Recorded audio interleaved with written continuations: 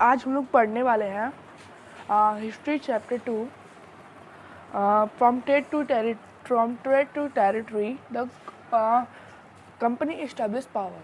तो इसमें बताया गया है कि कंपनी ने अपने पावर को कैसे इस्टेब्लिश किया और उसमें फ्रॉम ट्रेड, जब से वो कंपनी जो थी वो जब ट्रेड स्टार्ट की थी और जब तक वो टेरिटरी बनाई तो उसका विवरण, मतलब उसमें पूरा दिया हुआ है।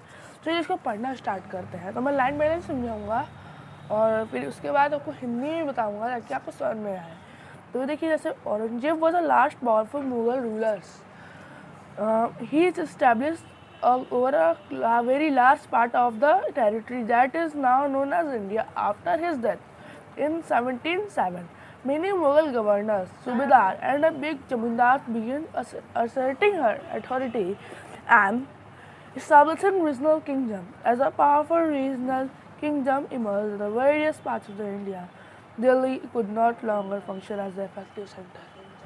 So, इसे बताया गया है कि औरंगजेब जो था वो इंडिया का, मतलब जो मुग़ल रूलर था उसमें सबसे लास्ट स्ट्रॉन्ग रूलर था और जो इंडिया के बहुत बड़े पार्ट पे राज किया था। और उसके बाद देखिए, उसकी मृत्यु के बाद तो बहुत सी बुक में उसकी मृत्यु के बारे में बताया जाता है कि वो 1705 में उसकी मृत्यु हुई थी, लेकिन बहुत बुक में बताया जाता है कि 1707 में हुई थी। तो इसलिए यहाँ पर यह 707 दिया है बिकॉज उसके डिज़ाइन में लास्ट 707 ईयर्स के बारे में बताया गया है, बाकी ईयर के बारे में उतना अच्छे नहीं बताया गया है। तो and many Mughal subedar big zamindars began asserting their authorities and establishing regional kingdom.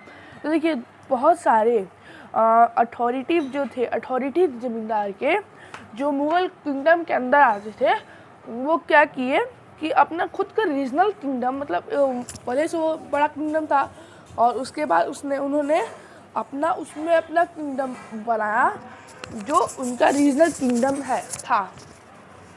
तो आगे बढ़ते हैं।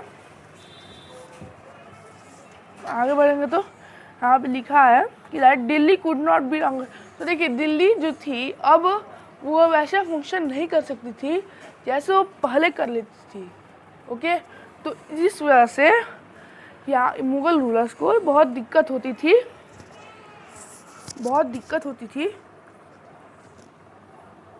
कार्य करने में, और जिसकी वजह से वो ये पता नहीं कर पाते थे कि रेवेन्यू सही से आ रहा है कि नहीं आ रहा है, क्योंकि रेगुलर कंसिस्टेंट नहीं रहते थे। तो देखिए, पहला टॉपिक है इसमें, east India company comes east. देखिए, जो ईस्ट इंडिया कंपनी थी वो पहले से ईस्ट इंडिया का नाम नहीं था, उसका नाम पहले था ईस्ट इंडिया कंपनी, उसका पहले से नाम नहीं था। उसको एक्वायर्ड किया गया था बाय द क्वीन विक्टोरिया। और ईस्ट इंडिया कंपनी नाम क्यों पड़ा? ईस्ट इंडिया कंपनी नाम पड़ा क्योंकि वो जो कंपनी थी वो ईस्ट में आई थी और ईस्ट में इंडिया थी। तो देखिए, एक वेस्ट इंडीज़ जानते होंगे आप, वेस्ट इंडीज़ तो कंट्री है नहीं, तो वेस्ट इंडीज़ उसे कहते थे, जैसे कोलंबस होता था वो वेस्ट इंडीज़ थे वेस्ट में। तो ईस्ट इंडिया कंपनी, तो ये ईस्ट में आया था, इसलिए ईस्ट इंडिया कंपनी इसका नाम रखा गया। तो देखिए, 1600 तो east India company acquired character from the ruler of England. देखिए, ईस्ट इंडिया कंपनी थी वो 1600 में अपनी क्वीन से, रूलर जो थे इंग्लैंड के, तो उनसे अपना कार्टर लेती है, परमिशन लेती है कि हम यहाँ जा रहे हैं, इस कार्य के लिए हम यहाँ जा रहे हैं, जैसे बता के जाते हैं लोग। तो वैसे ही गई। तो जब आई तो वहाँ पे जो रूलर थी उनका नाम था क्वीन एलिजाबेथ वन। तो अभी क्वीन एलिजाबेथ 2 है जो भी हाल की है रॉयल फैमिली। सो उससे पहले की क्वीन एलिजाबेथ 1 थी। तो granting it the sole right to trade with the East. Okay, तो अब देखिए, जब इंग्लैंड को एक राइट मिल गया कि वो ईस्ट में ट्रेड कर सकते हैं, तो वो पहले आए इंडिया पे, क्योंकि उनकी चाहत थी इंडिया पे। तो granting it sole right to with the East. This means जो no other trading group in the England could compete with East India Company. Okay, तो इसमें दिया है कि सोल राइट देने का मतलब है कि जैसे कि कोई और कंपनी जो कि है कंपनी ईस्ट इंडिया के साथ, तो वो उससे कम्पीट नहीं कर सकती है किसी की छोड़ के। सो तो कई सारे आए थे, जैसे डच आए थे, फ्रेंच आए थे, इंग्लिश आए थे, ये सब आए थे। ये सब भी थे, तो ये सब भी अपना थोड़ा जगह पे आधिपत्य जमाए थे। जैसे कि डच आई थी तो पुणे में डच आई थी, तो वो थी गोवा में थी। ओके, तो अब फिर ऑफ कैरेक्टर, और देखिए उसके आगे दिया है कि with this character charter the company could venture across the ocean. तो अब देखिए ये जो राइट मिला एलिजाबेथ दी राइट, तो अब इसकी वजह से कंपनी जो है वो इंडियन ओशियन में या ईस्ट ओशियन में कहीं भी जा सकती थी। तो अब लुकिंग न्यू लैंड, अब वो नया लैंड खोज रही थी, क्योंकि उसका इंग्लैंड तो वैसे बहुत छोटा देश है, तो वैसे हम वो नया लैंड खोज रही थी जहाँ वो अपना फार्मिंग और अपना ट्रेड बढ़ा सके। तो देखिए उसके बाद looking land which it could buy gold goods at a cheap price, carry them back to Europe, sell higher prices. So वहाँ सीधा इनकी बात थी कि प्रॉफिट वो अर्न करना चाहते थे, profit huge amount of profit earn करना चाहते थे। तो carry them back to Europe and sell high prices. तो यहाँ दिखा रहा है कि वो क्या करना चाहते थे कि कोई भी कंट्री में जाके सस्ते वो सामान को सस्ते में खरीद के अपनी कंट्री में जाके हायर प्राइस पे करते थे, मतलब बेचते थे, जिसकी वजह से उनको बहुत प्रॉफिट होता था। इस प्रोसेस को हम लोग कहते हैं मर्चेंटाइल ट्रेडिंग कंपनी। देखिए तो यहाँ पे the company do not have fear competition with other English trader companies. तो उसको तो पहले से फियर नहीं था कि और कोई इंग्लिश ट्रेडर कंपनी उसके साथ कम्पीट करेगी। तो वो देखिए मर्चेंटाइल ट्रेडिंग कंपनी देखिए जो मर्चेंट की ट्रेडिंग कंपनी थी उस समय वो profit primarily by excluding the competition, वो कुछ प्रॉफिट कमाती थी कंपटीशन को एक्सक्लूड कर देती थी, तब उनको कुछ प्रॉफिट मिलता था। So that they could buy cheap and sell dear. तो वो अपना चीप मतलब बाई करती थी, मतलब सस्ते में खरीद के और फिर उसको सेल करती थी। तो अब उनको भी फ़ायदा होता था, क्योंकि वो कंपटीशन में रहती, कंपटीशन में रहती तो उन पे लॉ इन्फोर्स कर दिया, जिसकी वजह से उनको बहुत प्रॉब्लम होती है आगे जाके। तो the royal charter however did not prevent other European power from entering eastern markets by the time the English settle down to the west coast of Africa. देखिए जैसे ही देखिए और बाकी देखिए ईस्ट में वेस्ट में जहाँ इंग्लैंड था और भी कंट्रीज थे, डच था, फ्रेंच था, ऐसे करके और भी कंट्रीज थे, तो वो तो कम्पीट कर सकते थे, केवल इंग्लैंड में जो थे वो कम्पीट नहीं कर सकते थे।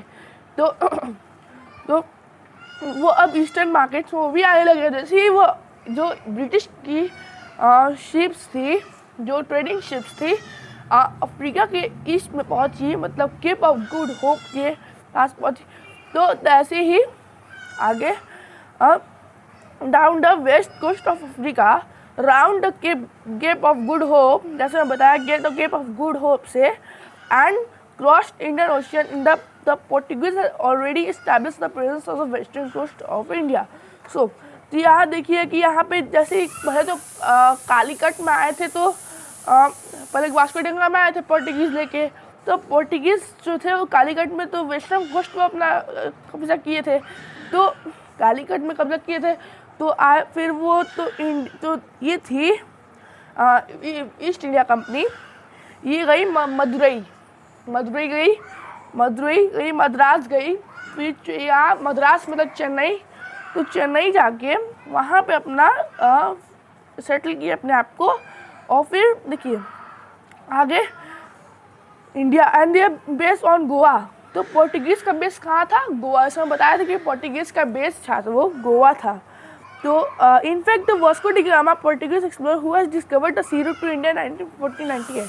देखिए तो ये मेन पॉइंट बनता है इसका, sea route discovered by Vasco da Gama 1948।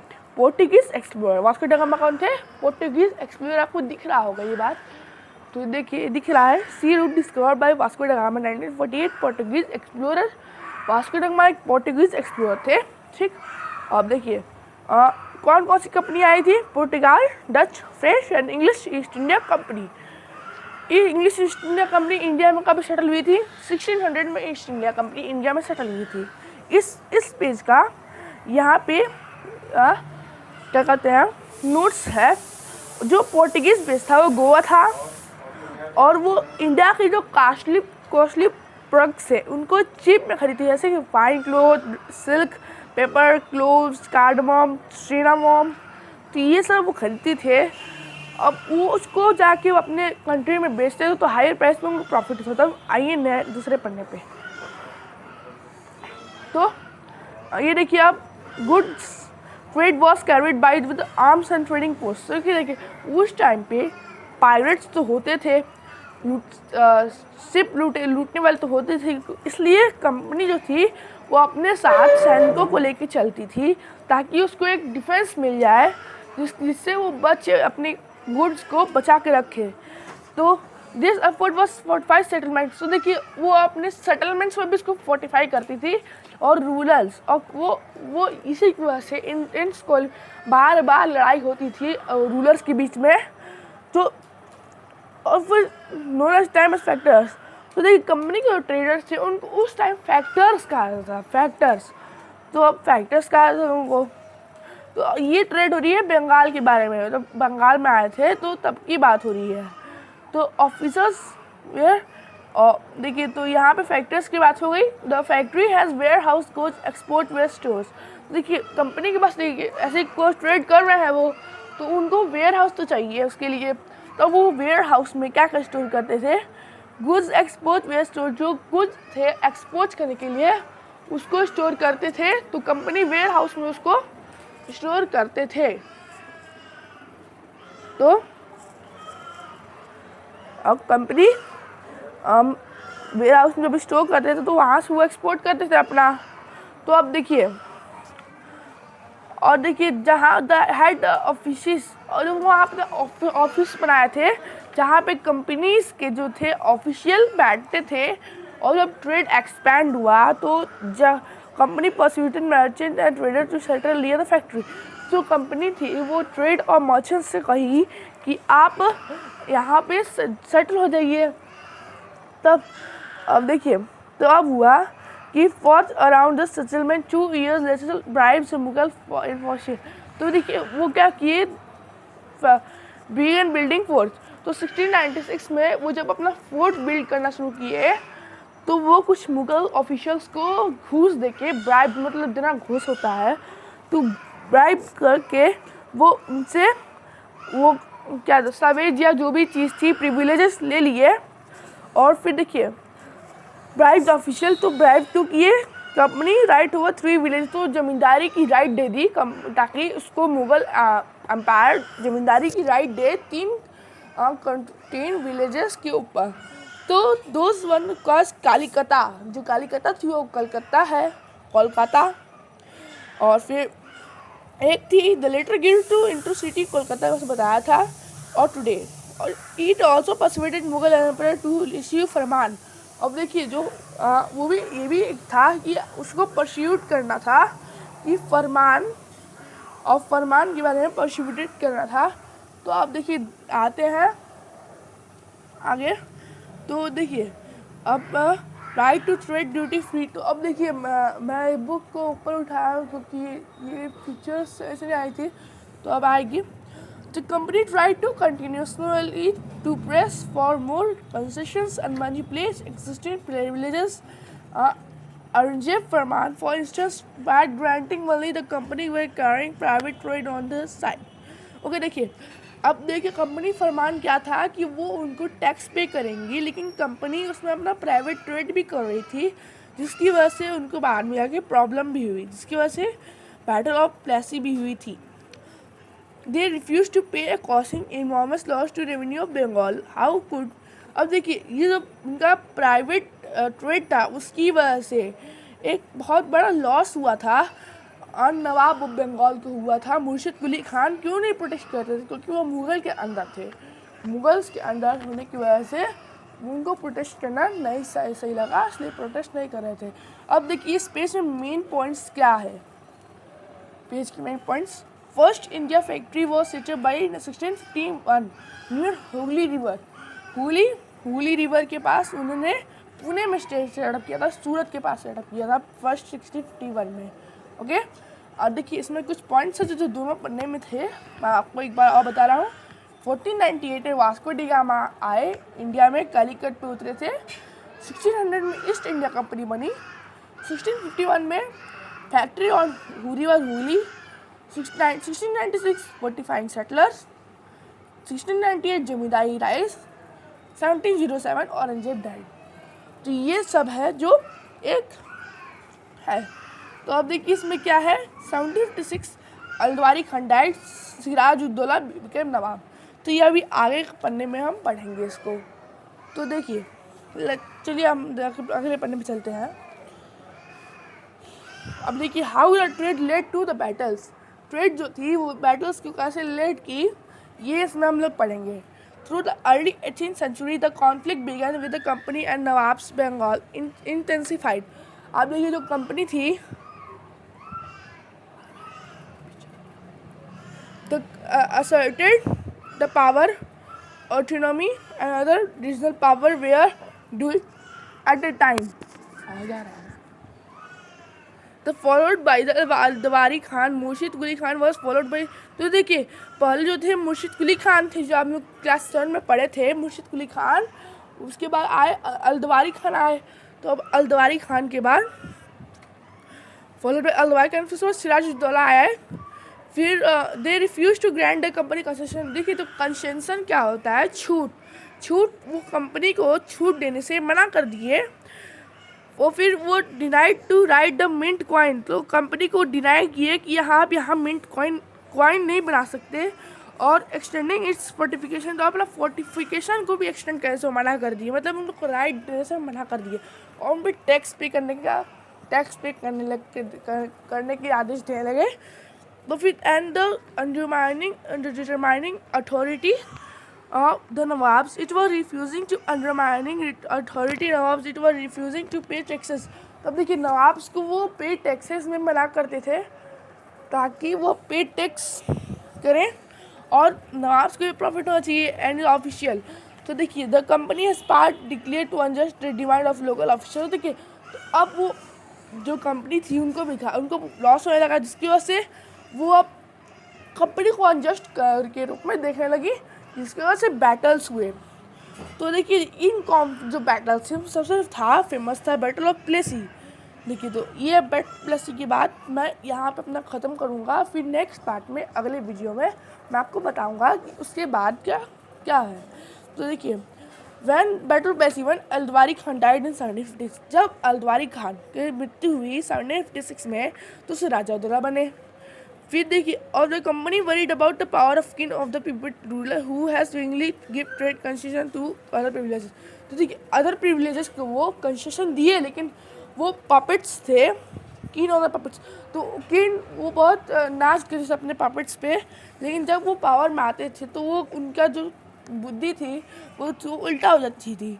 और देखिए so try to without success. तो कंपनी भी ट्राई करती थी बिना सक्सेस के कि हम उससे कंसेशंस ले लेकिन थोड़ी बड़ी कंसेशंस लेने से क्या होगा, कंपनी है, प्रॉफिट चाहिए। तो देखिए अब so tried through the various success to help when Sirajuddaula आज company stop meddling in the political affairs. तो सिराजुद्दौला जैसे ही क्राउन ले आए तो उन्होंने सीधे कहा कि आप यहाँ की पॉलिटिकल इश्यूज़ पे मेंटल करना छोड़ दें।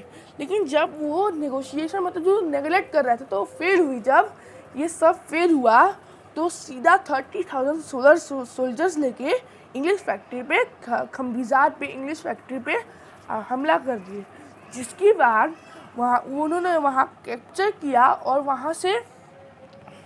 वहाँ के सारे ऑफिसर्स को उन्होंने कैप्चर किया, आर्म्स उनके हटा दिए, सारे हथियार उनके हटा दिए। फिर उन्होंने मार्च किया कंपनी पे। तो अब देखिए जैसे ही पता चला कि कलकत्ता में ये हुआ है तो मद्रास में रॉबर्ट क्लाइव जहाँ थे गवर्नर जनरल थे, तो रॉबर्ट क्लाइव जिनकी फ़ोटो यहाँ दी हुई है, तो रॉबर्ट क्लाइव क्या हुआ, उन्होंने वहाँ पे आक्रमण किया, जहाँ उन्होंने वहाँ पे आक्रमण कर दिया।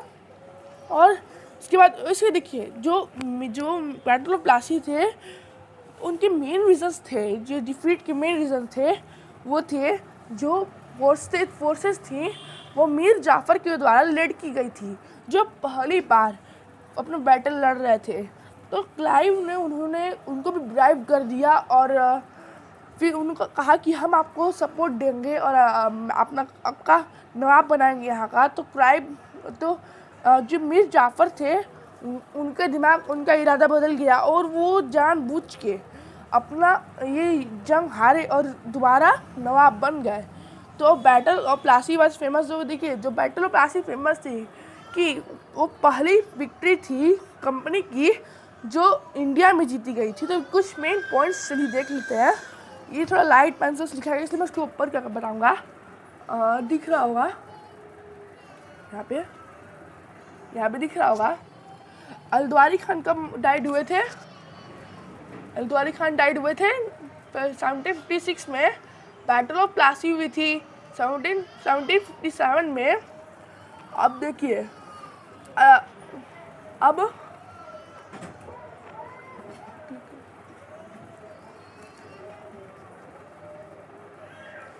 देखिए, अब जो थे स्टॉप डेम टू थ्रेड। तो अब देखिए, जो नवाब थे वो क्या करते थे, नवाब जो थे वो स्टॉप डेम टू थ्रेड करते थे, वो थ्रेड को करने में स्टॉप कर देते थे। तो अब और फिर डिनाइड एनी मिंट कॉइन, वो कॉइन मिंटिंग से भी मना करते थे और वो भी स्टॉप कर देते थे कि आप फोर्टिफिकेशन ना करें। तो अब देखिए, और कुछ मेन पॉइंट्स जो हैं वो इधर लिखा हूँ कि Mir Jafar also termed as a traitor ही, मतलब वो देशद्रोही के नाम से भी हुए। और फिर Sirajuddaulah died in 1757 in battle of Plassey. Battle of Plassey में उनकी मृत्यु हुई, सिराजुद्दौला की बैटल ऑफ प्लासी में ही वही मृत्यु हो गई। हारने के बाद असैसिनेट कर दिया गया। तो अब देखिए, मीर जाफ़र न्यू नवाब बने लोग, ठीक।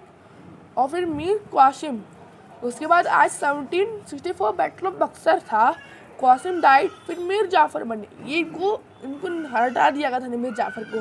फिर दीवानी ऑफ बंगाल 1765 को जो ब्रिटिश थे उनको दीवानी ऑफ बंगाल मिला, कंपनी को फ़ायदा हुआ। फिर रिवेन्यू कलेक्शन ऑफ बंगाल हुआ, रिवेन्यू कलेक्शन ऑफ बंगाल पे कंपनी का हाथ आया।